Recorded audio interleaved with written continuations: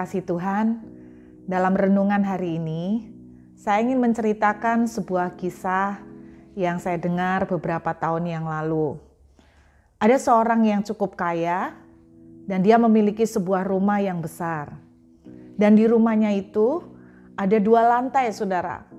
Baik di kamar di lantai 1 maupun di lantai yang kedua, itu ada beberapa kamar. Ada berbagai macam kamar yang ada di rumahnya dia. Satu kali, dia mendengar pintu diketuk orang. Lalu orang ini berjalan ke arah pintu dan dia membukakan. Ternyata yang ada di depan pintu adalah Tuhan Yesus. Wah, dengan senang hati sekali. Dia mempersilakan Yesus masuk. Mari Tuhan Yesus masuk. Ayo, mari kita makan-makan bersama. Lalu dia membuat sebuah jamuan makan untuk Tuhan Yesus. Yesus diajak duduk makan. Lalu mereka bercengkrama, lalu mereka bercanda. Kemudian singkat cerita, pada waktu mereka lagi asik ngobrol, tidak lama kemudian pintu diketok orang. Dan kali ini yang masuk, lalu dia datang dan dia buka pintu itu. Ternyata yang ada di depan pintu adalah iblis. Dan tidak pakai permisi sudah. Ketika pintu dibukakan, dia langsung nyelonong masuk. Dia gebukin ini tuan rumah. Dia kemudian merampok semua yang ada di isi rumahnya. Dan Yesus cuma duduk. Di meja makan itu cuma duduk, nggak ngapa-ngapain. Akhirnya setelah puas ngerampok nih, iblisnya keluar, saudara. Iblisnya keluar, kemudian tuan rumah ini nanya, Tuhan Yesus, kenapa engkau tidak tolong saya?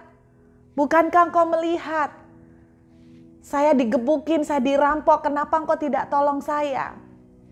Yesus berkata begini, aku kan cuma tamu, aku kan tidak mungkin dia ngerampok sampai kemana-mana aku ikut masuk. Jadi aku tidak bisa apa-apa. Jadi harus bagaimana Tuhan Yesus? Ya kalau kamu ngasih aku otoritas, maka aku berani untuk melangkah. Oh gitu, iya. Baiklah kalau begitu. Aku akan kasih pada Tuhan Yesus otoritas. Pokoknya Tuhan Yesus ya, seluruh ruangan ini ya, Yesus saya kasih 1 kamar di lantai atas. Pokoknya di lantai atas itu, wah Yesus mau kemana aja, di lantai atas ada kamar mandi, ada apa, ada tempat untuk nge-gym. Yesus pokoknya bisa, pokoknya itu menjadi ruangan otoritas Yesus deh. Yesus bebas di sana. Oke, kalau begitu terima kasih. Lalu Yesus naik ke lantai 2. Di sanalah Yesus tinggal selama beberapa saat. Kemudian pintu 1 kali diketuk lagi. Tuan rumah yang di lantai bawah membukakan pintu. Nah ternyata yang dibukakan pintu ternyata adalah iblis lagi. Wah langsung dia nyelonong masuk saudara. Langsung dia nyelonong masuk. Dia rampok yang di lantai 1. Kemudian dia naik ke lantai 2.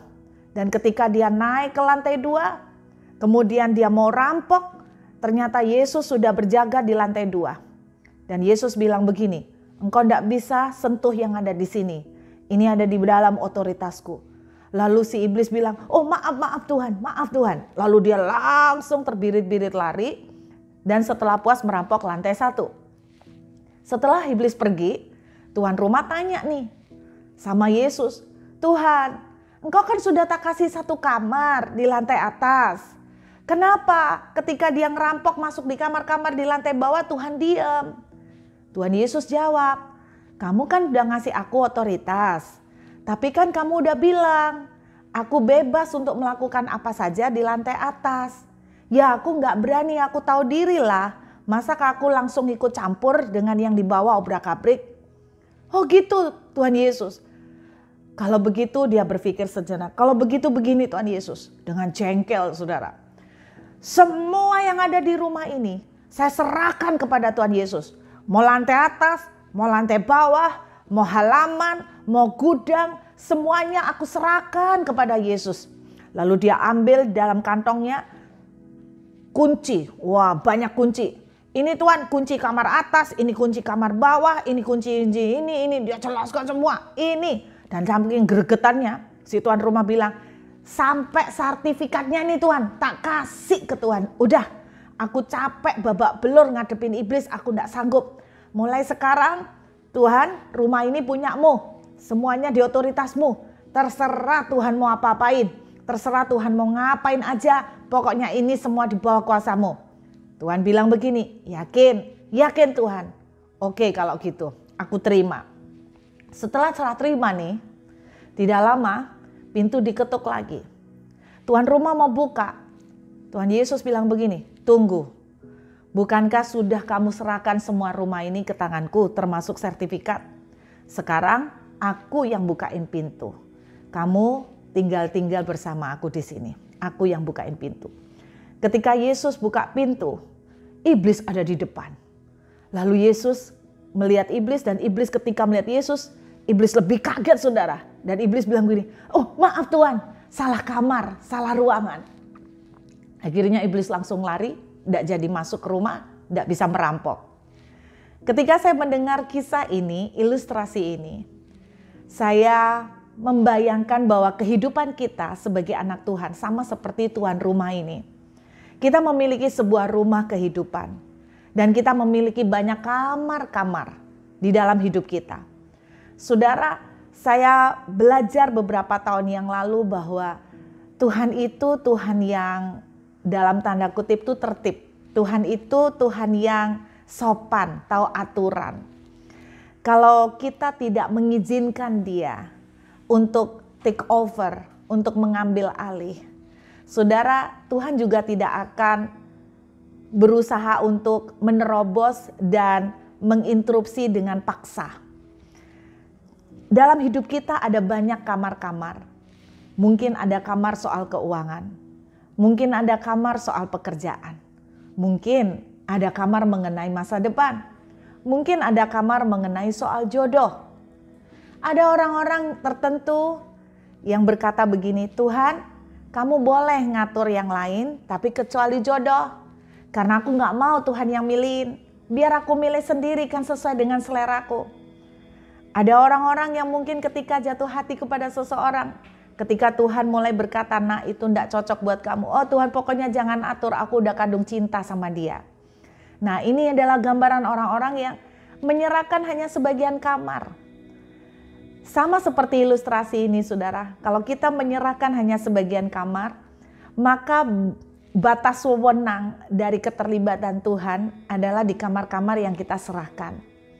Dan di dalam ilustrasi tadi, ketika tuan rumah menyerahkan semuanya, maka ketika iblis berusaha untuk masuk, Tuhanlah yang akan berdiri di depan dia. Saya teringat sebuah ayat yang berkata dalam Mazmur 37 ayat 5. Serahkanlah hidupmu kepada Tuhan. Seberapa banyak saudara menyerahkan hidup saudara? Soal keuangan, soal pekerjaan. Kalau saudara sudah menyerahkan hidup sama seperti dalam cerita tadi, bahwa terserah Tuhan dong mau ngatur seperti apa. Bahkan mungkin desain atau dekorasi yang Tuhan atur tidak cocok dengan selera saudara. Tapi kalau saudara sudah menyerahkan, apalagi sampai sertifikatnya, maka sebetulnya saudara harus belajar mempercayai taste-nya Tuhan, seleranya Tuhan. Alkitab bilang, serahkan hidupmu kepada Tuhan dan percayalah kepadanya. Berarti kita harus percaya sama seleranya Tuhan. Termasuk selera dia mengatur keuangan, selera dia mengatur pekerjaan. Mungkin ada pintu-pintu yang kita kepingin satu pekerjaan, kita pengen banget itu, tapi Tuhan sepertinya menutup dan tidak membuka. Kita harus belajar mempercayai taste-nya Tuhan, mempercayai seleranya Tuhan. Dan Alkitab bilang begini dalam Mazmur 37 ayat 5, dan ia akan bertindak. Jadi ketika kita belajar menyerahkan dan kita belajar mempercayai, maka Tuhan akan bertindak. Serahkan, mempercayai, dan Tuhan akan bertindak. Beberapa tahun yang lalu saya sempat berpikir saudara, ada seorang hamba Tuhan yang dalam tanda kutip jatuh dalam dosa. Dia mempunyai selingkuhan. Bahkan belakangan dia terang-terangan untuk berjalan bersama dengan selingkuhannya padahal dia udah memiliki 3 orang anak. Saya pernah menemui beliau dan saya bertanya, kenapa kamu itu melakukan ini? Bukankah kamu tahu firman Tuhan itu melarang kamu melakukan seperti ini? Saudara tahu jawabannya? Dia jawabannya begini, Bu, Tuhan itu kan bapak saya ini kan anaknya. Kalau memang salah ya salah, kan Tuhan yang ngurus. Kenapa ibu yang bukan apa-apa saya kok bingung? Wong Tuhan aja ndak bingung. Buktinya Tuhan tuh memberkati saya, berarti Tuhan ndak apa-apa kan? Saudara, seringkali kita mengatakan bahwa kalau kita diberkati, berarti Tuhan berkenan kepada kita. Salah besar, saudara. Saya ketika mengetahui cerita ini, ketika ketemu dengan hamba Tuhan ini, saya terus terang rada terpukul dan saya berpikir begini, Tuhan, gimana ya kalau suatu saat saya tuh sampai melakukan kesalahan dan saya tuh tidak sadar kalau itu salah. Saya tidak sadar bahwa saya merasa itu, saya begitu dibutakan sampai saya tidak bisa melihat itu salah. Tiba-tiba kekhawatiran itu muncul. Setelah kekhawatiran itu muncul, ada satu jeritan dan tangisan yang saya naikkan ke Tuhan. Yang sejak itu menjadi doa yang saya betul-betul merubah hidup saya. Doa saya begini, Tuhan, kalau saya ini salah jalan, tolong tegur saya. Tegur saya dengan cara yang bisa saya mengerti. Tetapi kalau Tuhan sudah berusaha mengingatkan saya dan saya tidak sadar, Tuhan tolong kerasin saya. Ibaratnya Tuhan mau tampar saya, silahkan. Pokoknya sampai saya sadar. Tetapi ketika Tuhan menampar saya masih belum sadar juga. Tolong perlakukan saya lebih keras lagi Tuhan. Ibaratnya orang kalau dalam secara fisik itu, kalau ditampar tidak cukup, Tuhan boleh tarik nih rambut saya biar sadar. Kalau itu masih belum menyadarkan saya, Tuhan tendang saya nih. Kalau itu masih juga saya belum sadar, Tuhan geret saya. Dan kalau saya belum sadar juga dan masih mengeraskan hati, Tuhan gabungkan semuanya. Tetapi Tuhan, seandainya saya masih tetap juga belum sadar dan bebal, Tuhan tolong saya, bawa saya pulang. Kenapa? Karena saya berkata begini, kalau Tuhan membiarkan saya hidup, tetapi saya tetap berjalan di dalam dosa dan pelanggaran, bukankah percuma pada ujungnya ketika saya menghadap Tuhan, Tuhan akan berkata, nyala kamu dari hadapanku. Saudara, itu satu doa yang sangat powerful yang saya naikkan. Dan sejak saat itu, doa ini betul-betul menjadi doa yang paling cepat sekali dijawab sama Tuhan. Ketika ada sesuatu yang salah, Tuhan bisa menegur dengan keras. Tuhan bisa menyadarkan saya dengan keras. Memang tidak gampang, memang sangat sulit. Tetapi saya bersyukur karena saya belajar untuk menyerahkan seluruh rumah, seluruh isi ruangan di dalam rumah kehidupan saya. Dan saya bahkan menyerahkan sertifikatnya. Saya mau Tuhan yang mengambil otoritas atas hidup saya. Sehingga kalau saya melenceng, Tuhan tegur saya, Tuhan sedikit kerasin saya, bahkan lebih dikerasin lagi sampai saya sadar. Memang sakit, tetapi pada akhirnya supaya saya kembali ke track yang Tuhan mau. Bagaimana dengan saudara hari ini?